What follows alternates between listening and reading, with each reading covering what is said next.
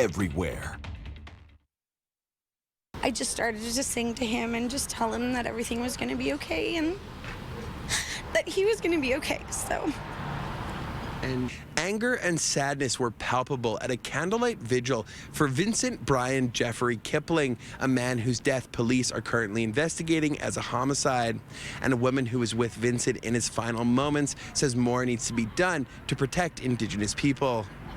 I think you need to do something, because if it was your families that were getting killed left and right, I have a feeling things would be done a lot quicker. But with some first aid experience, KRYSTAL JENSEN was one of 3 people who would try to help Kipling live after someone flagged them down on the evening of May 10th, saying a man needed help in the area of Main Street and Stella Avenue. They called police at around 10:50 p.m. with officers arriving on scene shortly after, followed by paramedics, all desperately trying to save Kipling's life before police say he would later die in hospital.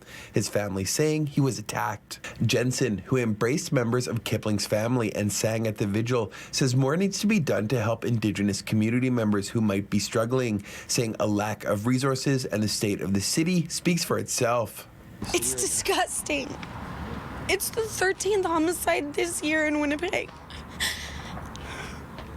When we have more homicides in May than we do months of the year, it's pretty sad. And he would come with his laughter, his light, and his love, and he would like, whatever you need, I got ya. If I got nothing, I'll give it to you too. In a previous interview, family members say they're remembering Kipling as a loving father, brother, and son, calling him an aspiring comic and business owner, a bright light in their lives who will be deeply missed, and they're pleading for anyone with information to come forward to police. Just want them to know that, they took a precious life. They took something that they can't give back. And, that's a son, a brother, and a father.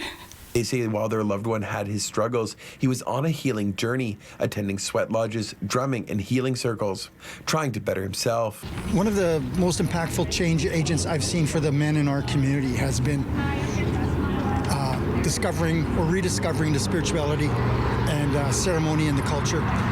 Vincent was starting to become aware of that. One of the people who tried to help him on that journey is Bentley Dubois, who led healing circles and attended sweats with Kipling. At the vigil, he delivered a sealed list of goals to Kipling's family, part of an exercise he did with the young father, saying he wanted to ensure it was delivered so they could know what he was hoping to achieve. He said the barriers and obstacles Vincent faced as he was alive and trying to get help are being faced by Indigenous men and women across the board, especially those in need. It goes without saying, our city is in crisis right now, and that crisis, you can cite homelessness, you can cite crime, but really at the core of it is addiction.